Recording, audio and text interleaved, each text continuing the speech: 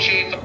ఆయన శవభస్మ రాసుకుంటాడు. నిజమే, మీరు ఉజ్జయిని వెడితే తెల్లవారుజామున ఇప్పటికీ కూడా శవభస్మాభిషేకము అని జరుగుతుంది.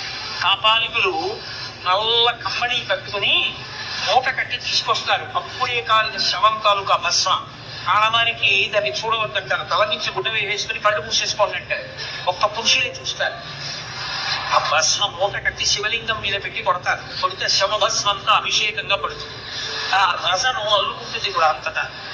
ఆ తర్వాత అక్కడే శివలింగానికి అభిషేకం చేసేసి ఆ పూజ అంతా తీసేస్తారు. ఎందుకు ఆయనకి అలా అభిషేకం అంటే, ఓరి పిచ్చివాడా, నేను నేను నేను అని నువ్వు చెప్పినటువంటి శరీరము తుట్టతులకు ఏమైపోతుందో తెలుసా?